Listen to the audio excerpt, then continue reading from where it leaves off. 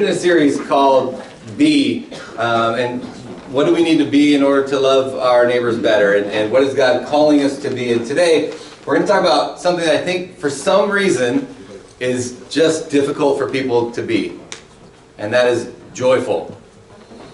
I think we have the ability to be grumpy for a lot longer than we have the ability to be joyful for some reason. Or maybe just to exhibit our joy. We have a hard time sharing our joy. There may be some people who have not smiled in like 5 years. And they'll tell you, I am smiling. What? You can't see how happy I am? I am just, But that's how they look. I don't know why. It's like the lady who was talking to one of her friends and she said, you ever just wake up grumpy? And she looked at her husband and said, no, just let him sleep. Sometimes we just wake up and we're just not in a good mood. But why is that? I want to kind of challenge us today for you to see your level of joy in your life is correlated to the relationship that you have with God. And I think that the closer your relationship is with God, the more joyful you should be. And so, in 1 Thessalonians, this was our scripture reading, and for you, it was up there, and then my computer rebooted. But I want us to read this together. This is out of the New Living Translation, so look up at the screen and not your Bibles, because we'll be saying different words. But I want us to read these words together. So we're going to read both verses together, or three. I think anyways. We're going to read all three of these verses together. But I don't want you to read them if we're not going to really internalize these words. So take a moment to read it over yourself. And if you feel like I could do this, then I want you to actually read it. Because I don't want you to just do it to make me happy. I want this to be something we do together because we want to share in our joy together. So if you're ready, let's read this together. Always be joyful. Never stop praying. Be thankful in all circumstances, for this is God's will for you who belong to Christ. Do you see that if we belong to Christ Jesus, the will that God wants for us is to be joyful, to always be in prayer, and to be thankful no matter your circumstances. If we believe that God is the God who He says He is, that Jesus is the Son of God who God has kind of said He is for us, that our sins are forgiven, that we get salvation through Him, if we belong to that message, we should have joy in our hearts. And we could show that joy by being thankful. And I think we add to that joy in the sense of never stop praying. When we know what God wants for our lives, the will that He has for our life, the perspective that He gives us through our lives, our joy can be made complete. And I hope when we get done with this, you'll just be out today and you'll just smile for just no reason. Just because, man, my life is for us to understand this. Being joyful is a choice. You have a choice every day how you're going to wake up. Every day you have the choice to be grumpy or to be happy. I think David understood this because in Psalm chapter 118, verse 24, it says, this is the day that the Lord has made. I will rejoice and be glad. And we sing this song. If you didn't know, it is in the Bible. And if it's in the Bible, it should be true. Today is the day that God made for you. Are you waking up every day understanding these words that I want to get up and rejoice in the day that God has given me? I don't want to dwell in the past of where I've been or look too far to the future of where I want my life to be so I can be happy. But instead, I want to live within today. I want to have joy in my heart today. I have a hard time with this sometimes. This is like a message that I think God just put for me. Because I have a lot of things that I wake up and will hurt. Or I have things that I need to do, and I have to mentally prepare myself. But what a blessing that I have to get up every day.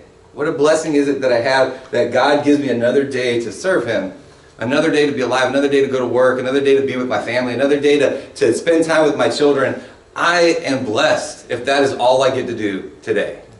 But I'm even more blessed because I get to be here with all of you who believe in this too. We should just be this rowdy, happy, joyful group of people.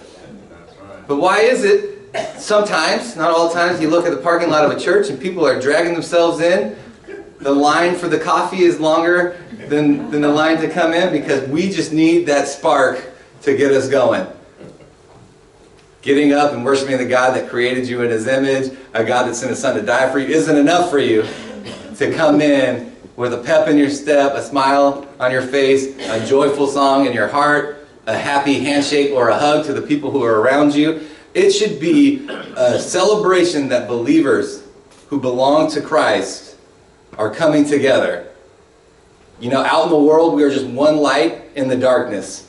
When we come together on a Sunday, our lights combine. It's like, you know, Captain Planet or my kids' new favorite show, the Power Rangers. Our powers start coming together and we can take on whatever the world puts. We should just be unstoppable. The joy that should be within us when we are together as a family should not only be something that is amazing, but it should be something we look forward to every week. It should be something we look forward to so much that we can't help but to do something before the next Sunday with the people that we love, that we celebrate this life with. And so the challenge is, how do I get up and have that feeling? How do I do this? You know, and Paul tells us in Philippians, rejoice in the Lord always. And I'll say it again, rejoice. Always rejoicing. Do we do it? We complain in the Lord a lot. And we don't say that, but when you are complaining about the life that you were given and the circumstances that are in front of you, and you view it as more of, God put this in my way and it's a hindrance of my life, instead of the blessings that can come from it, we aren't rejoicing in the Lord at all. Instead, we're saying, God, I have better plans for me than what you think of me. Man, if I had that sassy mouth with my mom, I might get in trouble. So why do we think that we might not have that same experience with God? Oh, you don't like what I'm giving you. Do you ever hear that from your parents? Oh, you don't like dinner? You don't have to eat. See you later. See you tomorrow. Be like Beast on Beauty and the Beast, right? Go ahead and starve. You don't want to eat. Right? Or you could say, man, I'm glad I got food on the table. And my mom actually didn't burn it? Or whatever. I don't know. We should be happy about it. She's not here. You can't watch this at home. Sorry. Carl's Jr. cooked most of our meals anyways. It was only for a year. We were remodeling kitchens. Okay. I love my mom. She's good.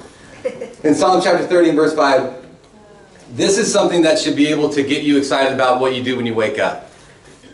When you have a chance to wake up in the morning, it is an understanding that I have new breath. That the past that I failed to accomplish yesterday is a race, and I have a new beginning. And I have a new morning.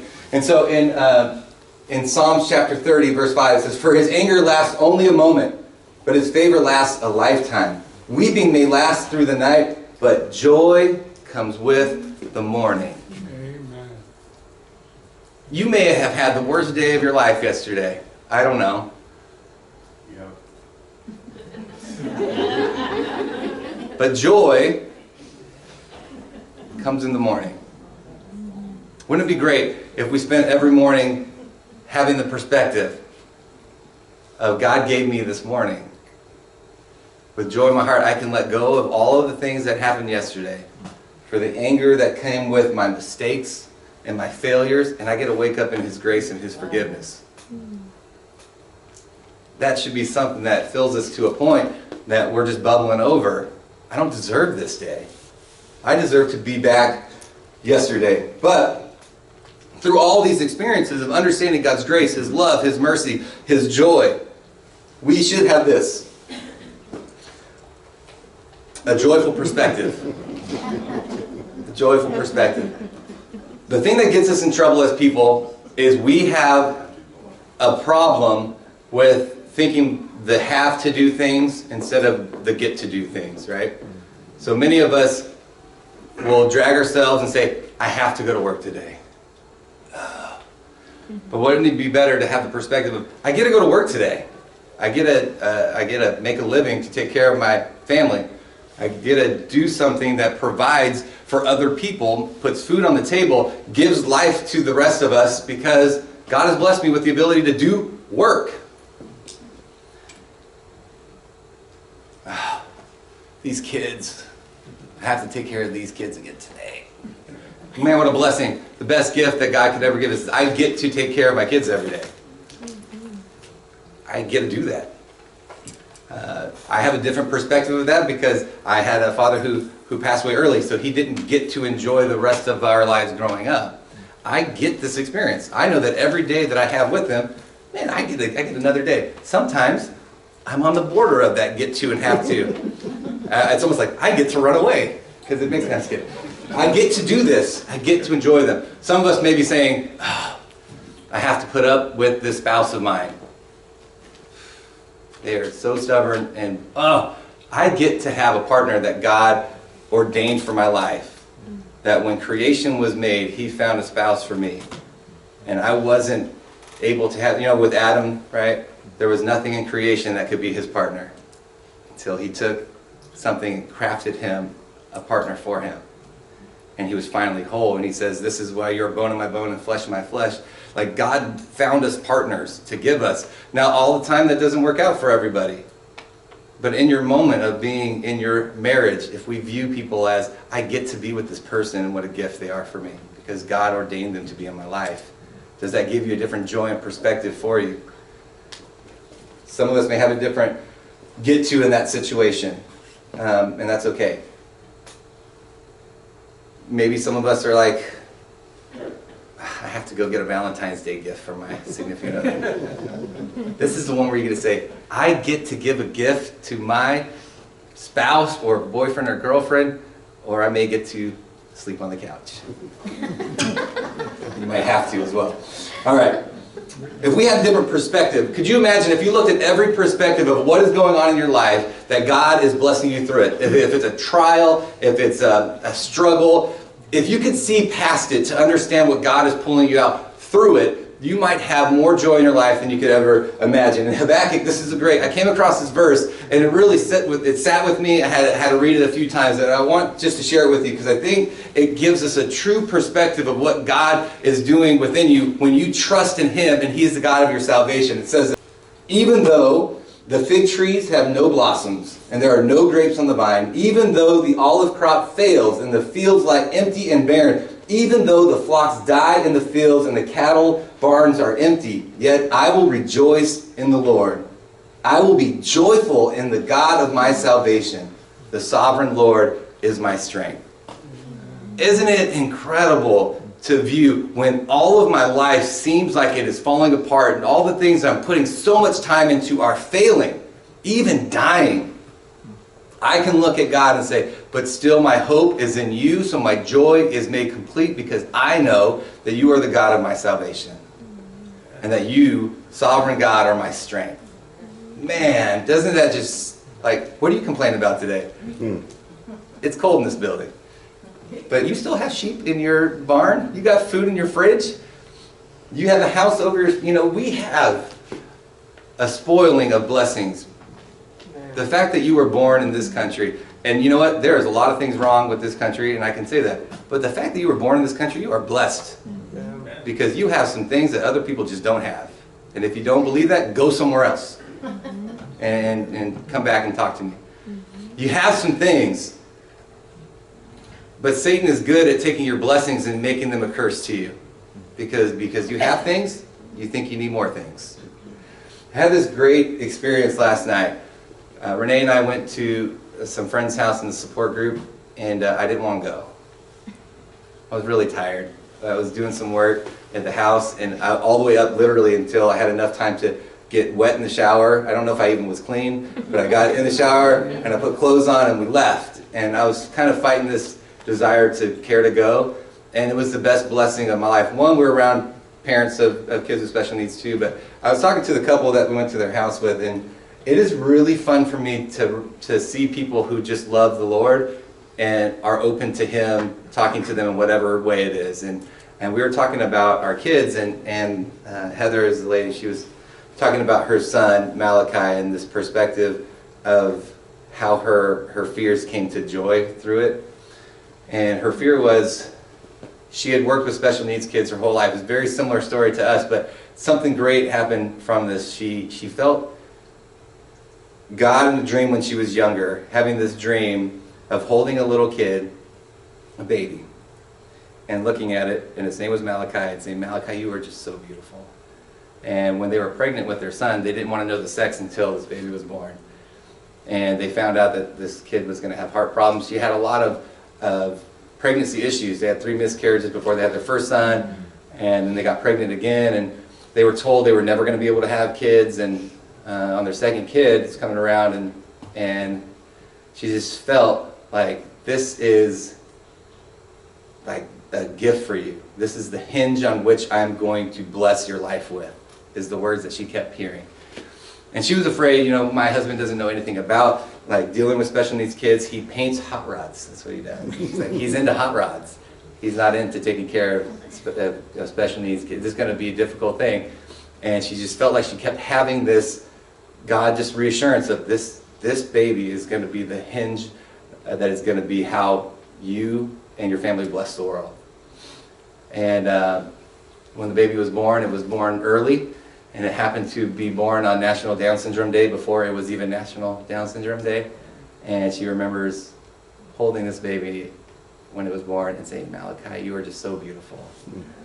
Like, God has made it clear in my life that you, regardless of how others see you, God made you to be a blessing and to the world, not only to the world, but to our lives. And through you, our family will be able to bless the world in a way that it was never going to be able to bless before. Do you see the perspective? So incredible, because what hurts people when they found out they're going to have a kid with special needs, sometimes they just say, I can't do it, and they don't even let the kid come to life.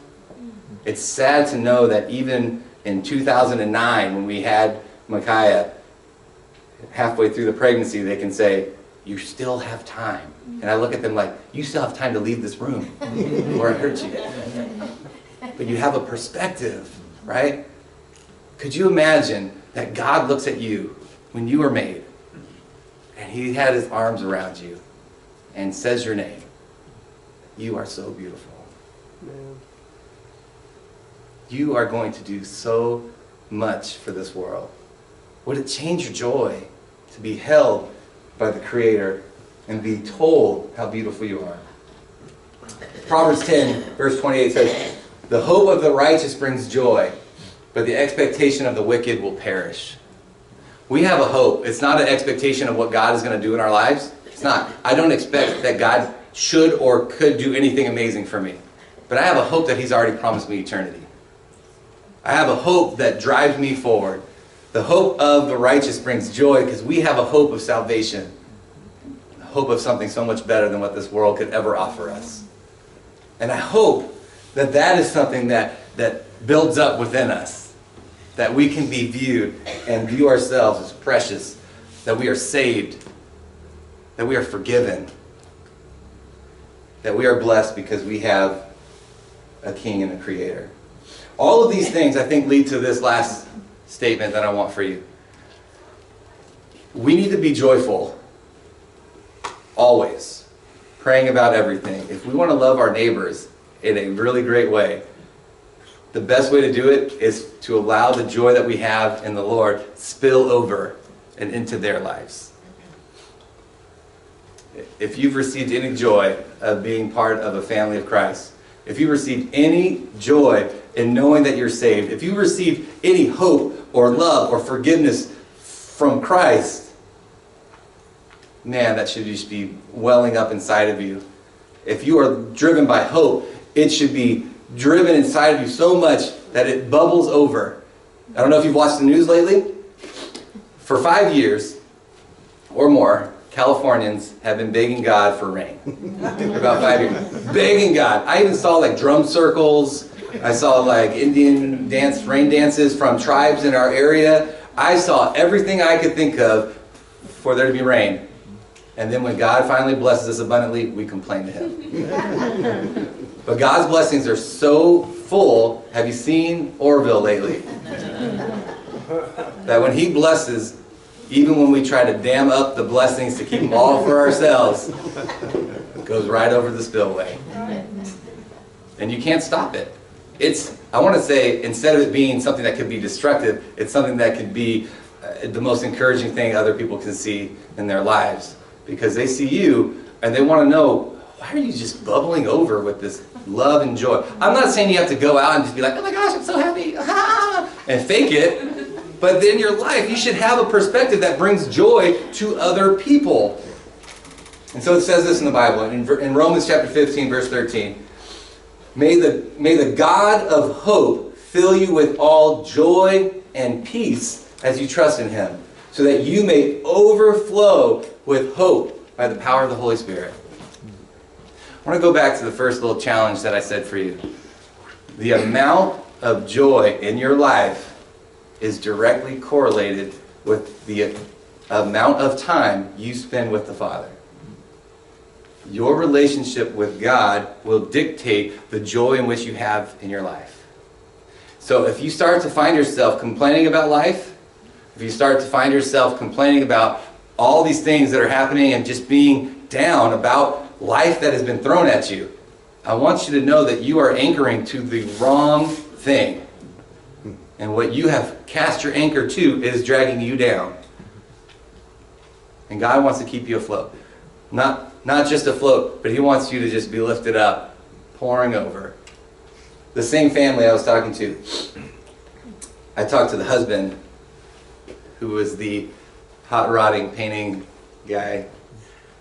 He was saying, I was driving home, listening to some old country preacher that I just found on YouTube that I decided to listen to. It's the funniest thing, because who does that one? Except for I do that when I work out, which is really even more weird. But I'm a preacher, so that's okay. But if you look at him, you're like, who does that, right? And he said, I just want to live this John 10 life. Like, God has given me a life and He wants me to live it abundantly. And I was confusing His abundance.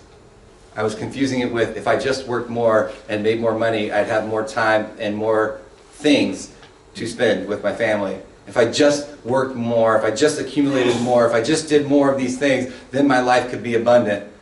And he had to realize, God has given me an abundant life if I just give Him my life.